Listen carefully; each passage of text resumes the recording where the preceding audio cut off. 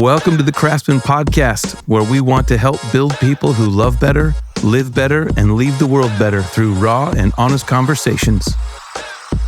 Let's go.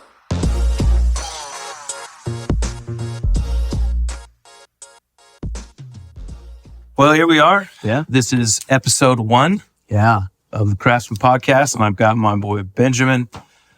It's good to have you. Thanks for being on. Man, thanks for driving to Austin. Hey, It's a big deal. that's a very big deal. It's been, I feel like a long time coming that you and I get to do this. Since must have been 2019. Right. I probably mentioned 2020, but 2019, I'm sure you were coming and going to the gym. Yeah. It was brand new. Working Yeah. at a gym in Cyprus. So let's go. Like, how do we meet? What do you remember about the meeting? I was working the front desk. Can I say that in English? Not Yeah, yeah. I was working the front desk at Lifetime in Cyprus. Fantastic place. Love it to death. And I was in the third year of my undergrad at Prairie View and working at Lifetime in the evenings and, checking people in, running and gunning at the front desk, wheeling and dealing. Dude, you're so good at it. It was the best. I remember when I walked in, I was like, man, I'm going to say something to this dude because you just, you kind of exude joy and it was really good. And Yeah. I remember when we started talking, and I don't even know how we got into the conversation, to be honest, but There was some kind of little hold up or else we were having a conversation. And then it was like, go have your work. We'll talk on the way back. And then something else happened. And I don't remember if I asked or if you said it. I must have asked what you did. And you're like, I'm a Pastor Bino.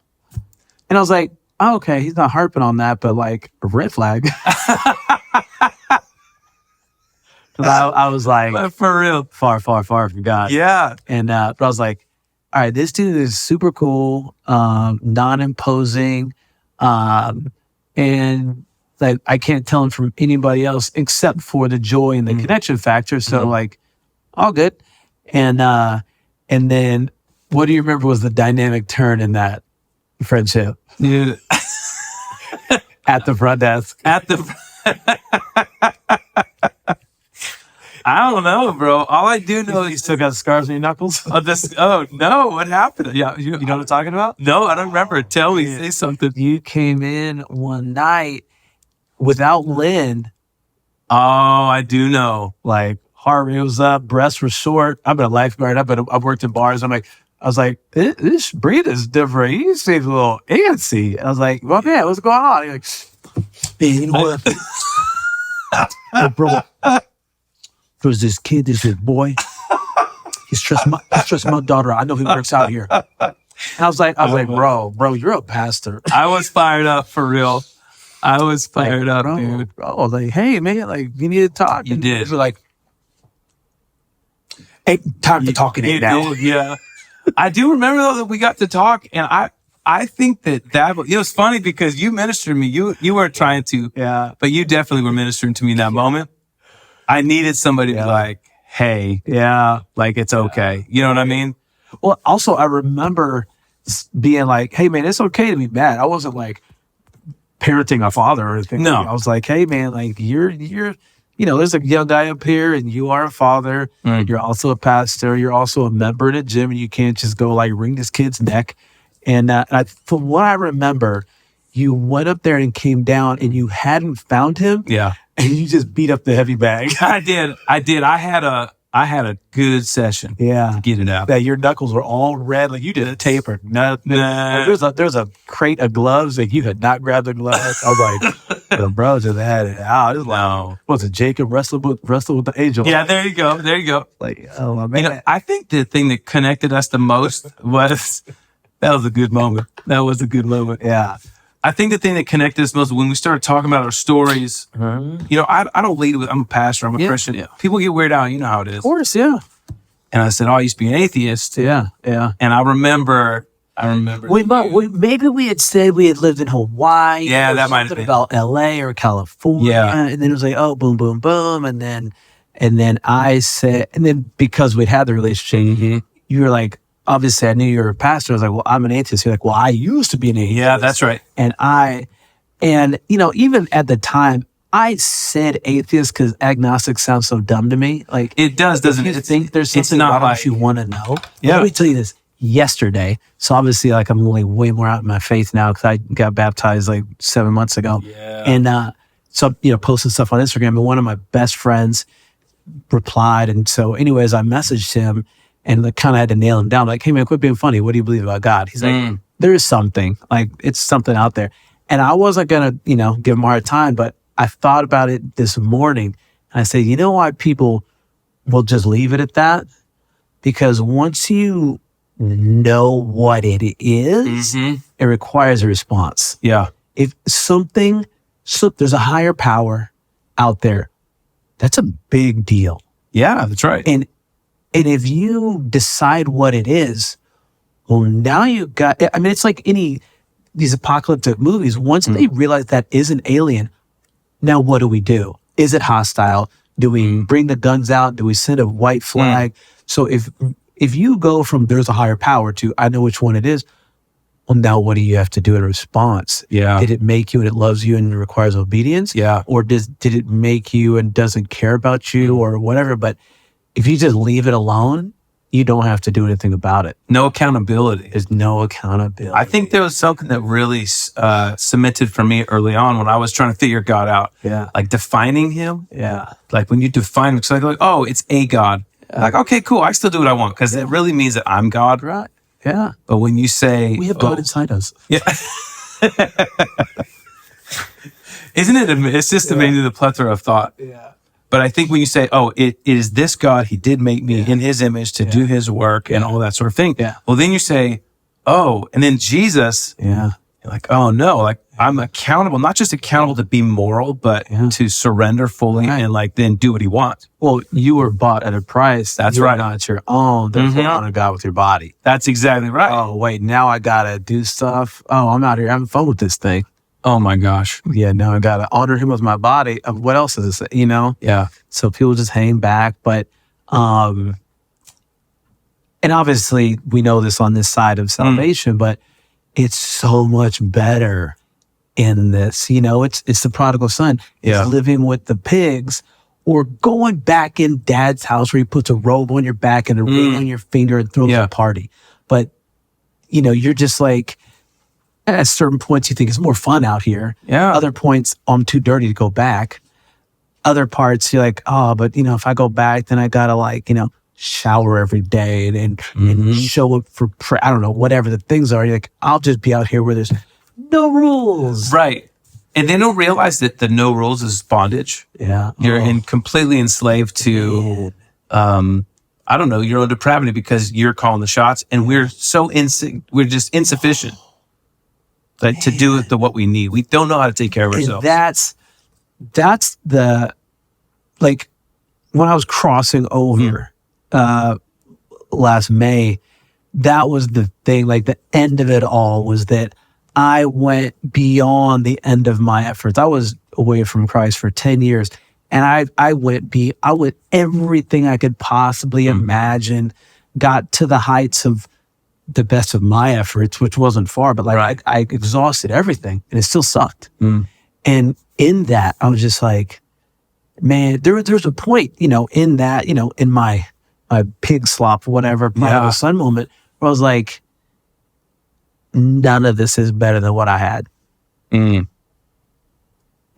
that was, praise God, that was a warming feeling. It wasn't a cold, empty shame. It was this like, I know what it feels like. I remember it's a long ways back, but it hasn't left me. And nothing I've had, none of the sex, none of the drugs, none of the parties, none of that. I mean, nothing that seems on the surface. Like, oh, it was a great time. I was living. It was fun for 10 seconds in the moment. Right. And then a long, thick, cascading pit at the end. And then it becomes these highs and lows, and the lows are way lower than the highs, and they last longer. And then, I mean, it's almost like an addict cycle where you chase that high, but then, you get tired of chasing and running, and I'd rather have His goodness and mercy follow me all the days of my life. Right. It's so funny, the stuff that sticks in us, right? Yeah. That we carry with us. Yeah. You know what's crazy? A little offshoot, but did you have this? You grew up, I know you mentioned homeschooled, you kind of grew up in the church. And so I didn't, but I do remember when I got saved, when I gave my life to Christ, the first time I heard How Great Thou Art, my grandparents used to sing that song in the car. And I didn't know it. And then I got saved when we sang it. It was instantly there. It was like instantly there, you know? Coming out of you. Yeah. And then I tried to sing Amazing Grace the first year after I became a Christian. I tried to sing Amazing Grace. And every time I sang it, I cried. I couldn't get through it. You know, because of like the weight of his goodness and his grace in my life and his mercy. Because I was a piece of crap. Like pig slop. I was like the bottom of the trough slop.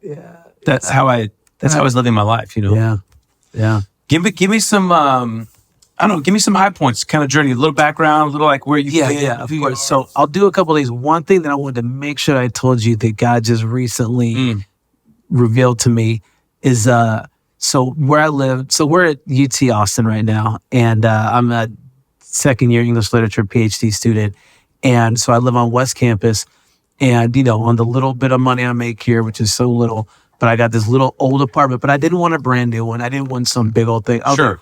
I'm from here. I want an old school Austin building. So I found this little old school place. Oh, it's cute. It looks like a little old thing from the 60s. Oh, it's adorable. And I'm like, cool, I got this place. You know, you get what you pay for. Sure. And so it's down there. But we've had some crazy winters and you know, some snow, some ices and some freeze and whatnot. My hot water didn't work the first 2 months I lived there. No. It was fall. So it was hot. I was like, this is going to be a problem. And I would take pictures, or when I would turn the hot faucet, I would take a video and send it to my landlord and complain about it. We were blowing him up about it. Sometimes it worked, sometimes it didn't. Right. And sometimes it worked, but it was just a trickle. And I'm like 20 months into my lease. I'm about to, you know, be out. But went through a whole year. Some days in the winter it didn't work, and I'd be sitting there taking a cold shower on a cold morning, just mad. And just like complaining about all the things, sending the emails, and I was like, The captain does closes in 15 minutes. SP. we cut that out? Yeah, we'll get it out. We'll just let it run. Also, the PCL is closed to the general public starting at 8 p.m. So if you're not current UT student, faculty, or staff, please make your way towards the exit. Thank you. So hot water's just not working. It's trickling. I'm like pissed off and start my day grumpy. And then like part of the testimony that I'll share in a minute, but so my like 3 weeks ago probably, I was getting in the shower, I turned it on, and it's just droplets of water dropping out. And I was like, I'm not time for this. I need to go. Just standing in the shower. But I learned finally with some patience that it just takes a while to get going.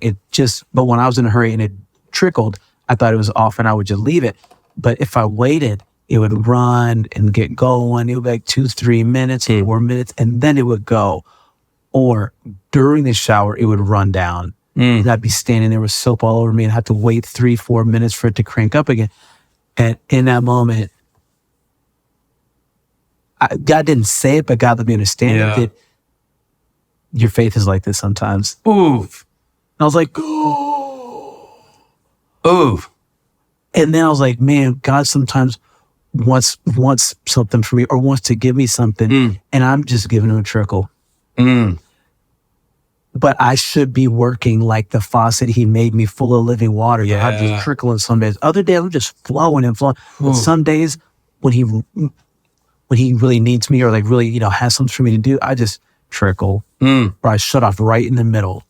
You know, like Elijah called down the fire on the prophets of Baal. I love it. And then turns around and runs away from Bathsheba. That's right. Jezebel, yeah. And I'm like, man. So God recently told me that, and I've been working with that like, dude, don't be cutting off the flow right when it is needed the most, you know? Yeah, that's right. That's exactly right. And we're laughing because it happened on this podcast exactly. Yeah.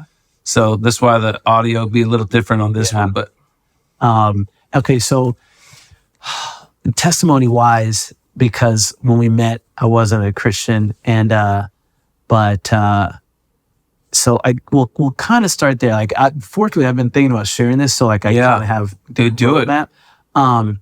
So I had grown up in church, and done all the kind of like Paul. Like, I was a virgin until I was 24. I didn't drink alcohol until I was 21. I didn't smoke weed until I was 26. Like, I was on staff at a church. I was overseas missionary. Wow. I was like a Pharisee. Yeah. But then in 2012, I kind of had my last straw, and just gave up on everything. It was just out there for 10 years. And I can say now, instead of waiting to the end of the story, that the reason I fell away is because I was giving God all of my praise, but none of my pain.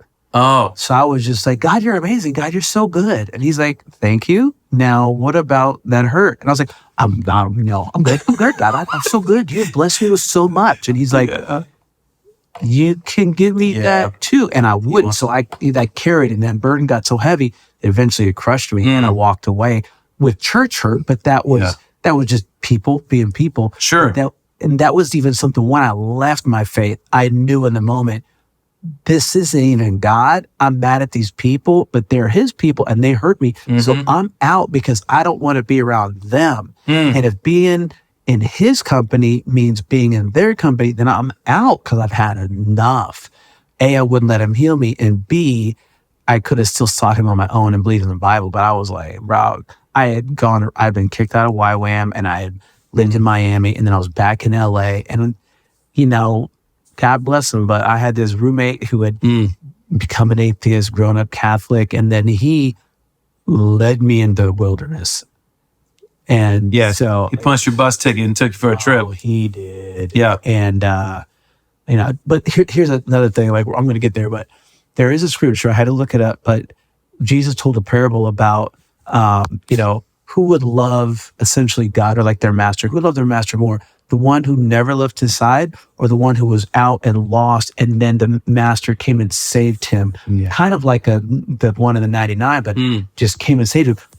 The one who has been forgiven for the most, not the most, but like for more, loves him more and values the salvation even more. Because if you grew up in church, you're like, praise God, like, hallelujah, this is great. But because you don't know what he saved you from, or you don't know what you're capable of, or what the world really has for you. So I got to see it all. Yeah. Well, it's the parable of the tax collector and the Pharisee, right? Where they come in and the Pharisee goes up to the front of the church and he's like, looks up, he's like, God, thanks for blessing me. So glad I'm yours. It's great to know you. Yeah. And then the tax collector barely comes a foot in the church, head down, God, would you have mercy on me? And the tax collector was justified, right? Because of his humility and his understanding of his deep need for God. Yeah. Yeah, man. God will work with that heart. The church forgets that a lot. So 2019, I get out to Prairie View, and I was 38 to my undergrad, and so there's going to be plenty of talk about race. Trigger warning. That's some rich topics, and so my dad's from Kenya, my mom's from California. She's white. He's from a tribe in Africa, and I was never given any tools about race growing up. Even though my mom grew up in LA in the civil rights movement, she had her first child was by an African man. So she grew up with a black child in the 70s. Yeah. But like growing up, and then the whole story there, she married then my dad and had our family, and but never gave me like a race talk or like this is what the world's gonna have for you. Wow. I was homeschooled, so like all I got was from her. So she left that out, and I just went out in the world like, hi guys. And everybody loved each other. Yeah. And so anyway, so I'm at Prairie View, and I meet this girl. Her dad's black, her mom's white. She had been on the praise team in her church, and there was a scandal in her family in the church, and the church kicked her out and her family out. So she'd gone through a whole ordeal in life. Like, God, I hope you are like healing her, and like I hope she's open to your healing. But like just been through all these awful things, and I did the trauma bond with her where I was like, oh, you have the hurt, I have the hurt, church hurt, church hurt. Oh yeah, black, white. Oh, let's all we're at this black university. Oh. And so we're dating, and I'm thinking it's great, and it's starting to hit some bumps, but she's 21, I was 38, there's all the red flags, like where this is going. And but things were happening, but I'll never forget the moment. This is a clear as day moment I'll remember for the rest of my life, because it was almost the Paul on the road to Damascus moment, where we were talking in the car and we are going somewhere, and she said, the devil gets a bad rap. Like he's just a guy that God kicked out of heaven, and then he was kind of doing the best with what he had. No. And when I was a little girl, I used to talk to the devil. I used to play in cemeteries at night. What? I was like, yeah, I was stunned, and that was like a lightning bolt that to me of like, y'all are not the same, but also it was like it was inaudible voice, but it was clear as day. This is how far you could go if you keep going down the road you're on. Oh, wow. And because her road started way younger, she had a lot of trauma and abuse in her life. And that was also something that maybe I'll get to, but, I'd had a great little childhood, it's emotional needs and family stuff, but homeschool, both parents had degrees. My dad worked, my mom didn't. Same house my whole life, big backyard on a cul-de-sac in a middle class neighborhood in Austin. Like compared to stories I heard in adulthood, my childhood was fantastic. Oh my gosh. And so I'm sitting there with her in the car, and I'm like, yo, dude, you're not where you think you are. You're just holding on to stuff and magnifying it by focusing on it, but it's not really that bad. You're just kind of in the trough. You're just rolling in the trough. Spinning around like a little. Adele said, rolling in the deep. We were rolling in the trough. That's what the ours thought. That is going to be, that's a good song. Rolling in the trough. And so, so we're dating. Things are up and down, going badly, and break up. And later, I was talking to a friend at the time, and one of these moments when, like people who are not believers make fun of the church. We were laughing about Kirk Franklin for some reason, like as if he was some joke, and like, oh, gospel, hallelujah. Right. But we were both like, yo, but this song kind of slaps. Like, yo, this is a good song. But then we like turned it off. And that was, I don't know, maybe that was, pandemic was hitting, and maybe, life was slowing down, getting quiet. And so I probably listened to some Kirk Franklin. At one point, going to church, not believing anything. Yeah. He had such a good song at the time. I had it as my morning alarm to wake up to. No way. And I was like being reminded of the joy that you can start your day with. And so that was always tugging at me. And then eventually, because I live really far away from the gym, like 24 miles away, so this nice long highway drive, I started listening to Hillsong again. And, nothing, it's like Hillsong. And I remember thinking, I was like, you know why like these songs are so powerful and why you get chills? Because this isn't just like, cause I used to say, oh, it's just music. They're just singing like anybody else. Right. These people are singing songs they believe with their whole soul to a God they've given their life to a God they thank, and they're singing based on the scriptures or based on their testimony. They're singing songs to uplift people. That's why these songs hit different. So now I'm driving to work listening to Hillsong in this awful relationship, and realizing where I'm at in my life is just not it. And then because of, I was not having a great time at Prairie View, it's to HBCU, a suburban black college, 85% black. And, like my little homeschooled self with an African dad and white mom, like it was just not connecting. They're like, I get out of here. I was like, what do you mean, bro? Like, I'm here. I was like, obviously I was at a different place because I'm older, but I was like, man, I thought we were all gonna be out here like doing Wakanda. Yeah, like we're in the same tribe, right? Like, what's up, man? What's going on? And And so then I was having to, really think more for myself. And the identity politics that I've been so bought into was really showing itself to be empty. And then, again, pandemic, I really had a lot of silent time away from people. And I was getting away from the community I went out there for, got away from the girlfriend that I was with, seeing that, where I could end up listening to worship music, meeting, and God would put in Christians in my life. And I was like, okay, really warm, loving people. We were going out for wings every once in a while with our friend Colin. That's right. John's cool. I'm getting away from that. Like, I'm loving worship music. What does this mean? What's going on? And so at a certain point at like November, December of 2020,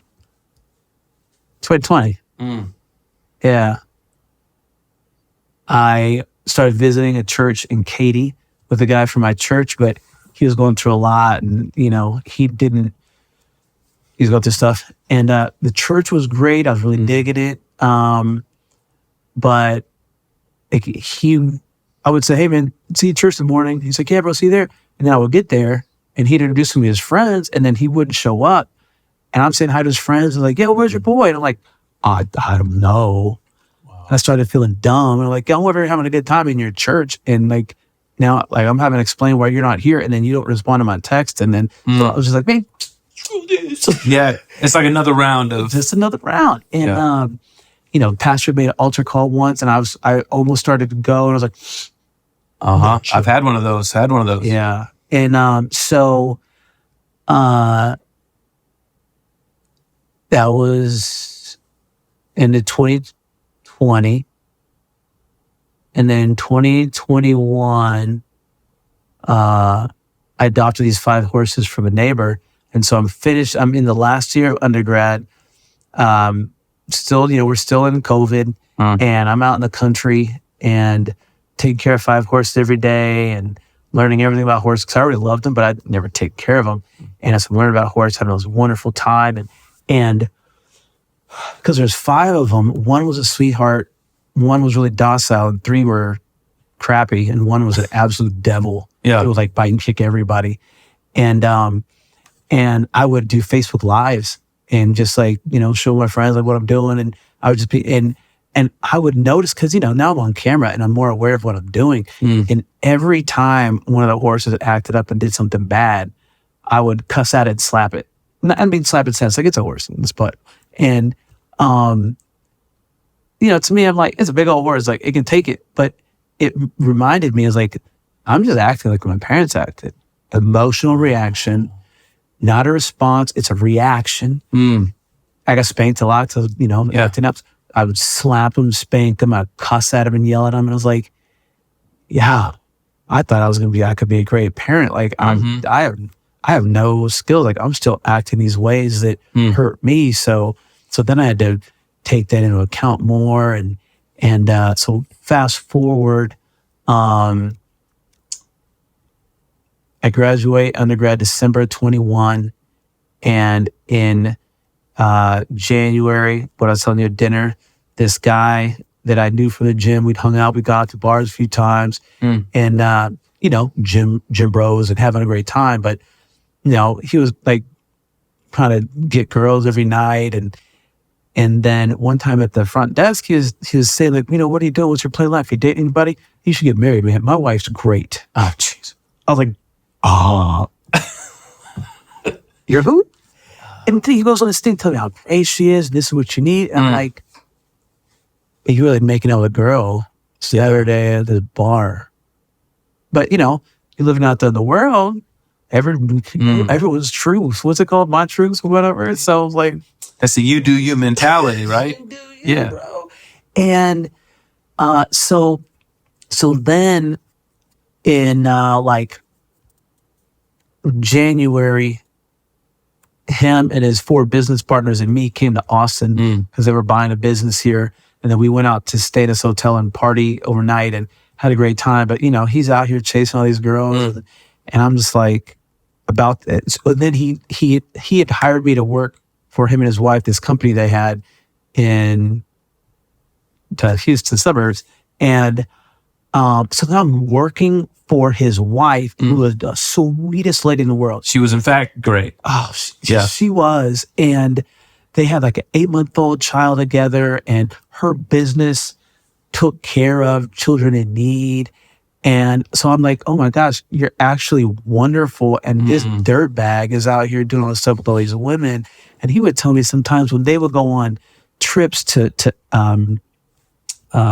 resorts with other couples, and then he would take her up to the room, put her to sleep, and he would go back down the bar and hook up with girls. And I'm like, and now I work for this lady, and she's wonderful. I see her helping families and children. And now I'm in the middle, and I'm complicit because I know what he's doing, and I'm not telling her. And I'm like, oh my, and I'm having to watch her be wonderful, and I'm feeling so terrible. And so one day, he and I had it out in the office, and he fired me, and I hadn't said anything about it. And in the moment, I didn't holler out, "We just thought you're trying to keep your secret about you cheating on your wife." Like I wanted to, but I was like, and I went home. I put on Instagram, I got fired. My boss is scumbag, and I should have told his wife, but should I don't know. What do y'all think? Yes or no? Blah, blah, blah. And like 95% of my network of all these like woke people who were, like all in the stuff. I'm not going to say it, this is all in the world and everything. They all said, you shouldn't say anything. It's not your business. It's their marriage. Wow. And for where I was in the world still, I was like, no. Yeah. I should have told her.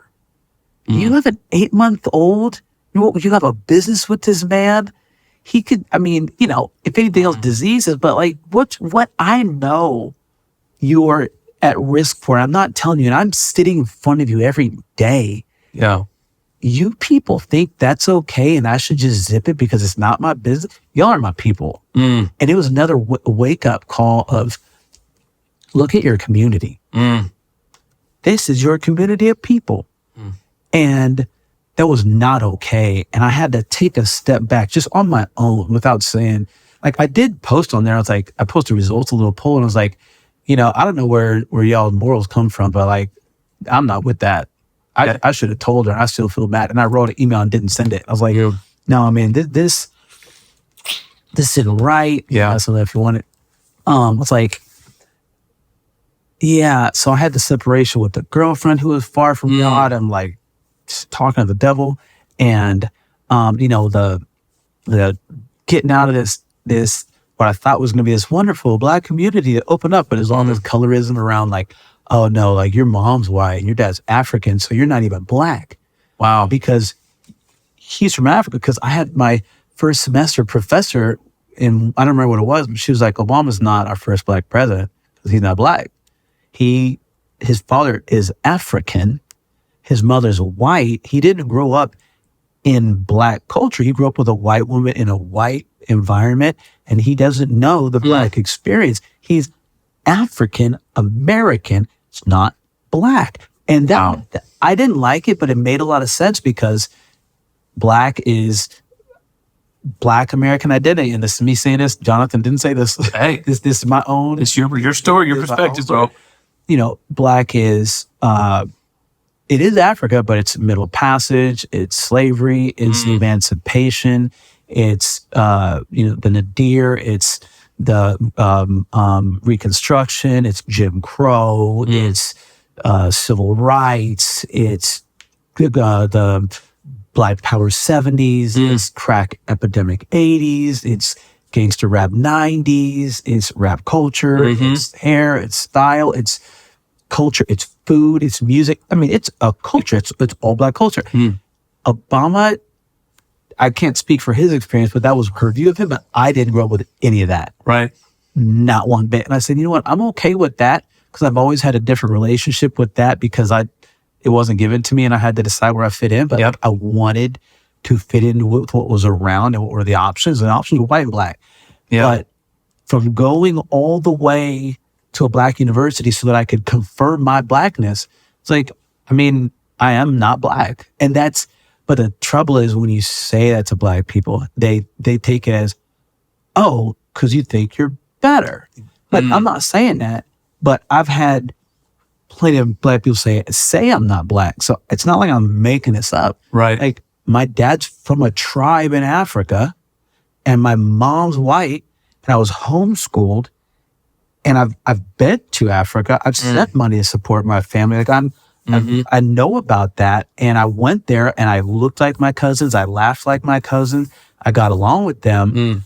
Whereas I hang out with some black people, they're like, yo, you white. I'm like, yeah, all right. I mean, I'm trying. I'm not acting better, but anyway. So that's a whole story. So, anyways, like I'm having all these things where I'm just like coming out of all this stuff, and so talking about like going the distance with what you can come up with on your own. I go through undergrad. I'd always wanted to go to college, and so go through undergrad, and I applied for, I was prepping for grad school, applying for a PhD because I wanted to teach high school, but I was like, I can't live on that money and I can't live if there's a school shooting. So like, I'm out. And thankfully, I was routed towards grad school, and I thought I was going to Princeton because I had a recommendation from one of their board members. And then my English department chair at PV said, you need to apply to a school in Texas. And I was like, well, I'll apply to UT because I'm from Austin. And I idolized UT growing up with sports and everything and coming up on campus when I was homeschooled with my mom. And so I get accepted to UT. I'm not like, I'm happy on the surface because a PhD would mean more money. I'm like, cool. I mean, I'm at the time I was 40 with not $1 in savings. I'm like, I need to make some money. So get accepted to UT. But I'm like, man, even where I was as not a believer, I was like, they're like way left on the liberal, extreme political stuff. And that has gone too far. And I'm not thrilled about going back to that. But here goes. So I moved back to Austin, have a terrible first semester. I have this awful rhetoric of feminist theory professor from Berkeley. And then I had another class that was awful. And later in the semester, I found out that I wasn't even supposed to be in those two classes. It is terrible. So I'm slugging it out in these classes and writing 25-page papers when I was supposed to be in classes with 10-page paper requirements. And like, this is rhetoric, and I'm supposed to be literature. And just like it was all off. But I was like, you know what? I'm slugging it out. It can't be worse than this. Yeah, everyone's gotten easier since. But I get through that semester. On the last day of this, that I turned something in, a friend of a friend that I had a crush on, or my friend's friend, I had a crush on her for a long time. I asked her out on a date. I've turned in my last piece of homework. The next day we go on a date, and it's going great. I'm like, yo, man, like, came back. I did undergrad. I'm a PhD student. Like, I got this woman in my dreams. Everything's going wonderful. See, man, I got this. I got this. And then that was December, and it was kind of rough, and I didn't really know everything was going on, and that was December. January rolls around, and on January 24th, my brother overdosed. And he's an alcoholic, and he's been through a lot in his life. A lot. He's been in prison a few times. Always for alcohol-related incidents, usually for DWIs. And him and his wife had just had a 1-year-old. They just had a baby who was about to turn 1. And because of that, he was slipping up and relapsing. His wife said, look, I've been with you through stuff, but now it's different. We got a baby. So if you don't get it together, I'm taking the baby and divorcing you. Wow. So he went to a great rehab program, in all month of December, but then came home and on a Tuesday morning, woke up, drank a bottle. He just started a new job. He was always good at sales. He made a lot of money. Tuesday morning, got drunk, went back to bed to sleep it off, had sleep apnea. So he was so drunk that his body couldn't kick him awake and stop breathing. and he died on a Tuesday morning with his wife downstairs with her baby. And that floored me. I bet. I mean, we had been through everything, and he, one of the friends with the quirks, like stuff, but you love him, and he's got such a good heart, but he struggles because of alcoholism and trauma, and so, I talked to my girlfriend about it, and I was still having to go to class because these classes are intense. And I'm like, I'm going to finish this for him. He dropped out of UT. I'm like, I'm going to finish this for him. He was so proud of me. When I came back to Austin, he was the first person to come over with a couch and a 60-inch TV and an air mattress. And so I was like, yeah, man, I'm doing this for him. And then a few weeks later, my girlfriend cheats on me. And in between him dying and her cheating on me, I had started visiting this church called Red Rocks in Austin because I saw it on someone's Instagram story.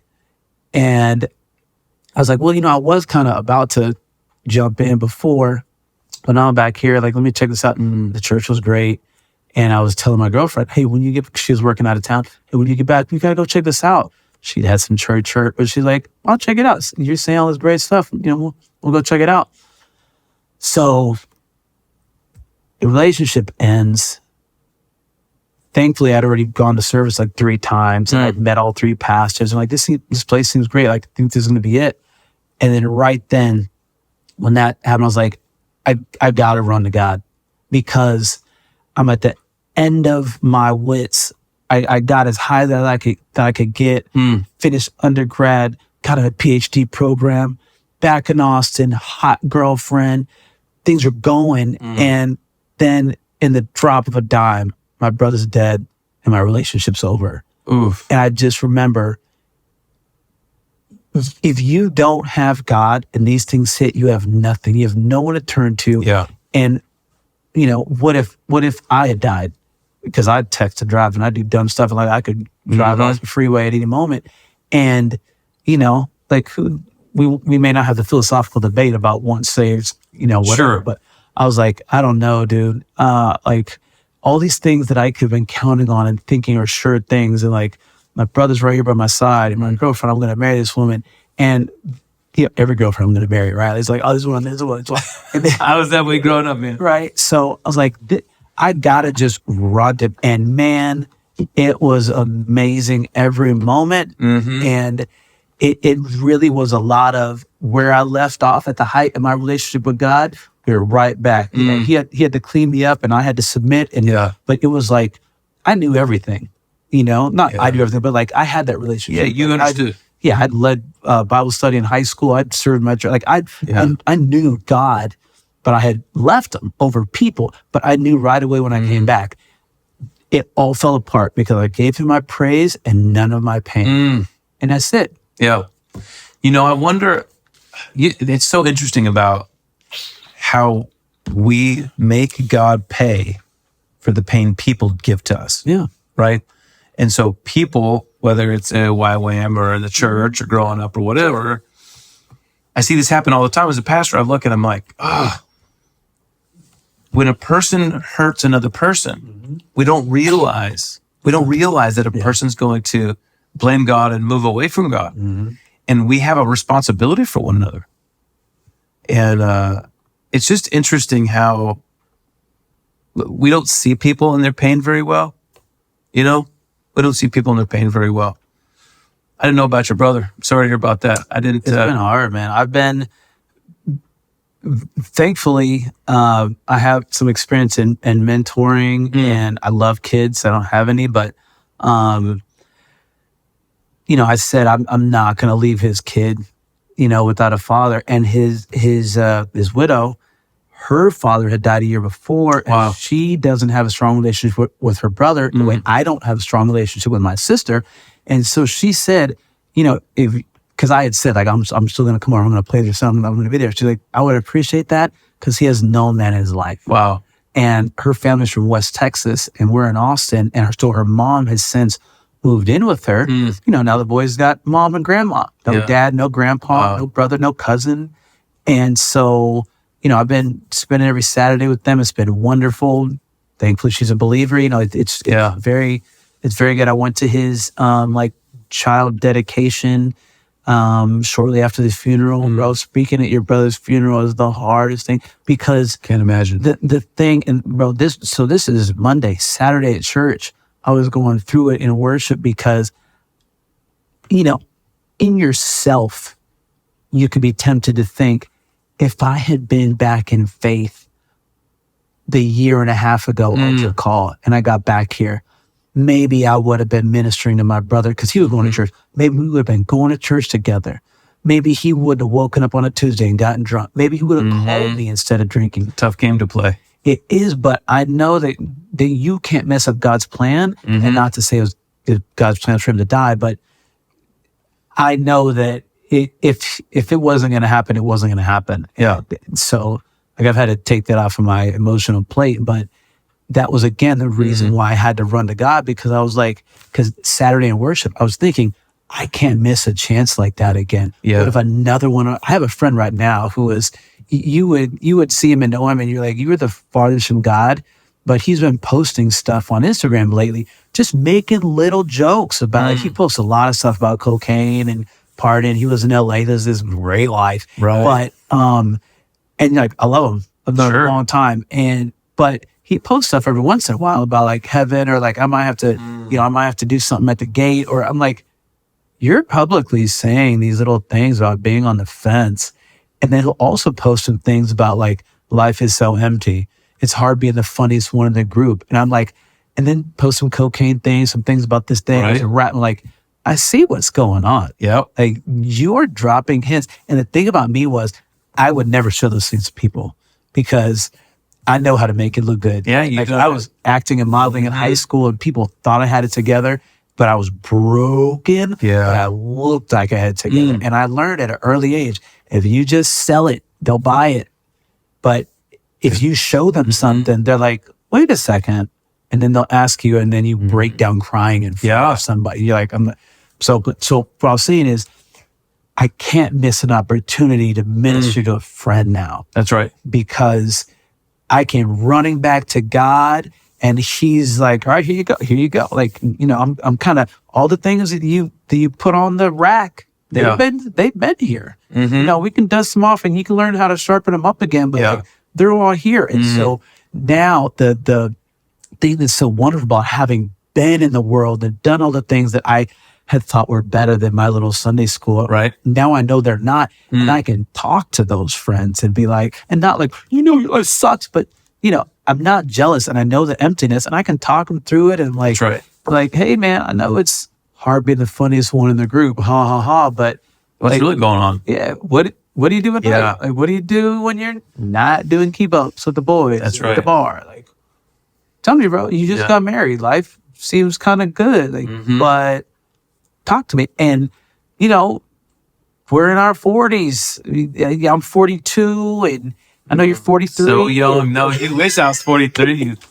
I'm 46, going on 47. 46? Yeah, That's great. bro. You look great. You still look 20. I look like, father time. Yeah, you're like, a son of mine told me recently, we were talking, he's like, are you married? I was like, no. And he goes, do you have kids? And I said, no. And he goes, that's why you look like that. Hey, I tell people, I earn every gray and every wrinkle. And I'm dang proud of it, too. I only got a little bit. Just to tell you, got like one. Yeah, but, I forgot what I was saying. Well, I think you have, so you I talked a lot, about- sorry. Hey, no, you talked about something I think is really good.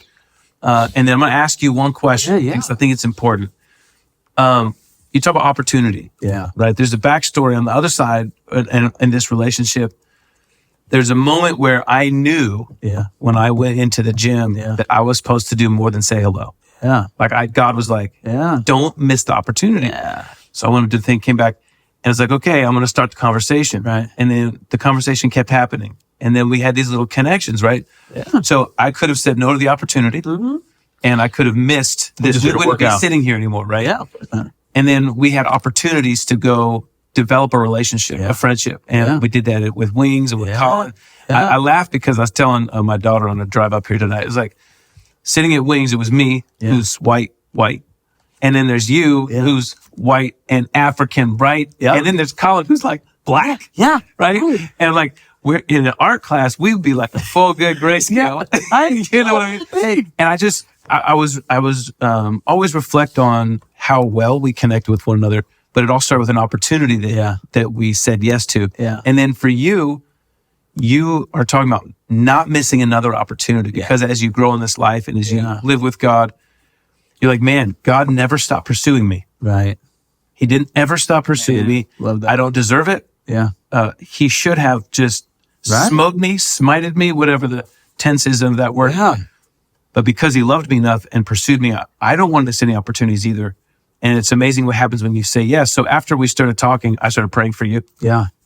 And I told you this at dinner that we had a time of prayer at our church that I started mostly for my kids. Yeah. I didn't care if anybody came, but I put names on a piece of plywood. Yeah. And the goal was write the names. I prayed for them every week. And then we'd start circling when they came to Christ, to say prayer works, Yeah. right? Right. And we didn't have any, we talked about God and I knew you had knowledge, of course, right? But Yeah. it wasn't heavy-handed, but we always told the truth and we were able to converse in a healthy dialogue. Yeah. Agree or not agree, didn't matter. Yeah. And I remember when you called me recently and when you said, hey, I've been baptized, I'm back in the Lord, I was like, Yeah. it was one of those moments that I go, God, not only are you real, but you don't really need my help. Like, oh, maybe this isn't about me and what I get to do for Jesus. Right. But instead, it's about being faithful to those moments, those opportunities. Yeah. And I'm grateful, one, that we didn't waste the first one Yeah. and that you're not wasting the next ones. Yeah. So I appreciate you sharing the Can I give stories. you some encouragement? Please. Okay. And I say it that way, like structurally, that because we were having such great fellowship and my guard was down and it was genuine love at the table, if you had so much as said, hey man, what do you really think about God? Like, you know about God. Yeah. Like, what do you, bro, I would have probably started crying. Dude, that's such a good word. And I say that not to say you missed an opportunity, but to say when you got somebody who's hanging out and he may not be drinking the Kool-Aid, but he's like looking at it and you're drinking it and he's like, Dude, that's a good word. not don't be afraid, but don't hesitate That's good. to just Offer it. Yeah, just something out there, even just like once per time you hang, because that's where I'm to now. Because the thing, like I said a minute ago, like I know that if I sell it, they'll buy it, and so I looked like I knew what I was doing, by leaving church and all this stuff. But if somebody had poked a hole, I would have popped. Yeah. But nobody did, and year after year, I was like, man, see these people, they don't even believe it, or they would call me out. But because growing up, I was the Christian of Christians, and everybody was like, yeah, you were the realest deal. Wow. You know, like I was acting and modeling in high school and doing commercials and leading a high school Bible study. And I was on the speaker talking about, hey, we're not having sex, we're married. And they're like, this dude could get it all. And he's not. So like when I hit the age when I walked away from God, everyone was like, no, you're not. You'll be back. And I was like, what are you talking about? Right. You always like offended. I was like, what do you mean? Yeah. And that always stuck with me. I was like, everybody that knows me knows this isn't me. My best friend never bought it. Another friend of mine, He knew you were running. He just laughed at me in my face. Wow. And I was offended, but it was such a true response from them that it made me question what I was doing. But then I just doubled down. Yeah. But because nobody ever challenged me, I could just keep going. See, what a good word. Thank you for telling me that, by the way. And it's not just an encouragement, but it's actually a teaching moment for me. People look at pastors like they got to figure it out. And I know that I don't. Yeah. So I think for me, I'm not scared. I don't have fear to tell people or talk to people about Jesus. I think because You don't want to drive them away. No, see, because I came from not any church. Yeah. And because I hated Christians who were like, rah, and they were genuine. I could see the BS, right? Yeah. So for one, I'll say it here on the mic on purpose to say, I'm sorry that I didn't poke even a little more, right? And that I didn't lob it out there sooner. Yeah. I'm still glad we're sitting here talking about But it. you did invite me to the men's night, right? We did so the much most stuff. epic netball That's game so that good. ever happened. We play spike ball. You dove on a carpeted floor and was so sacrificed your fun. body. So Yeah. you did invite me. So let me. No, I just put that on the record. I did go to that men's night, and then I came to church with Colin. Yeah. Right. So I did go. That was a crazy Sunday. I had to preach and lead worship. That was one of 2 times I've had to do that. That's the first time I went. I was like, It was yo, so- this dude does it all. It was so funny. Not ideal, bro. Not even. We were in tough times. He just lost a worship pastor or something. Yeah, we lost the worship pastor, and we were trying to fill the gaps. Yeah. And we had somebody that got sick, and or it was 1 week. Yeah. And I was like, well, look, let's just do it. We'll make it work. Right. Yeah. Somebody came up after that service like, please don't do that again. Not because it was bad. No. But out of concern for me, they're like, it's not sustainable. Wearing down, Of course, it's not sustainable. Yeah. So here's my question. That'll be hard. And we'll kind of end with this, I think. If you could tell, maybe we just said it, but if there's something else, Yeah. if you could tell the church, Yeah. like the Big C church, Sure. people who are trying to follow Jesus, maybe they grew up in church, legalistic, Yeah. maybe they're just scared. Yeah. If you could say, hey, I want to encourage you with this, I want to give you this nugget. Yeah. When you're walking around in the world Yeah. and you meet somebody who's not, or they're Yeah. posturing even like you, Yeah. All right. give them like the 2-line, what do they need? What would be beneficial for them to remember? So it's 2 parts. It can't make it one line. It's That's 2 okay. parts. So it has to be authentic. So that means you have to be seeking God. Yes. Right? If you're just going to church and going through the motions, there's a lot of dynamics in that. But if you're just doing that, you're not in a position to go out. It's like if you watch a lot of basketball on TV, but you've never dribbled a ball, Right. You can't go coach somebody, right? Yeah. But if you are in your relationship with God, reading, praying, watching The Chosen, doing whatever you're doing, it's once you have that, you can share it with somebody. And that's the second part, which is just talk about how good God has been to you. Because that's why we share testimonies. Because just like you said, you didn't want some Bible thumping Christian. Nobody can tell you about your life. That's right. Your life sucks. God will fix your life. You don't know that. Right. You don't know if my life, I might love what I'm doing, but they can't say they don't, but there's so much brokenness because out there's nowhere to go for healing. So anyways, just talk about, and that's why you build a relationship first. Yeah. And then you find out, where some pain points are so that when you do share your faith, if someone's like, I had the girlfriend I talked about, she at one point said, I want to be in an open relationship. I kind of thought you would always be on board for that. And I was like, what gave you that idea? Yeah. I'm super puppy dog, lovey, loyal. Why would you think I'd want you to sleep with someone else? Yeah. Like if we're at a point in our friendship and that's what I'm going through, but I also have a job and I'm in school, you might mention, God's blessing my marriage right now, or because this was a powerful part of your testimony, you were like, I've got some struggles in my relationship. It's not perfect. Yeah. But that showed me, oh man, I'm struggling in mine. Like I got this little silly thing going on, but like you got a real marriage.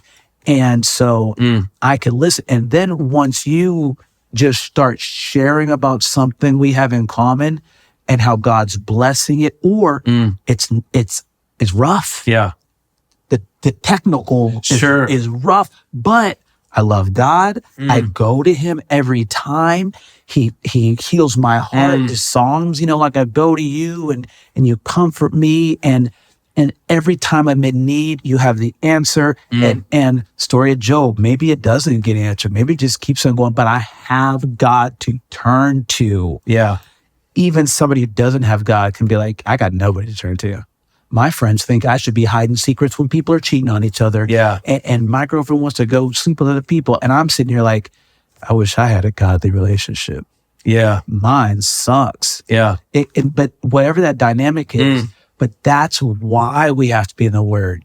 That's why we have to be listening to God. That's why we're praying for our friends. So when we see a door open up, we've already been praying about it. Yeah. If someone says something to you one day when you're eating wings, oh man, like this is things aren't great. I think I'm probably gonna break up with my girlfriend, or whatever thing is, and you get to speak directly to that. Yeah. So I kind of lost it there, but just having your connection with God allows you to share when your cup is overflowing. Yeah, that's right? good. You can't share from an empty cup. That's right. So keep your cup full, and then when somebody is thirsty, you can pour out, right? Without emptying yourself. You're like, you better receive this word from God to share with me. It's all the word I got. No, Yeah. it's just overflowing. Yeah. So from the overflow of your life and Be authentic. asking God, Just stop. yeah, good work. Oh, it's okay. Dang, I landed the plane too slowly. Oh, it's so good, man. We'll put one in it. Yeah, we're hitting an hour right there.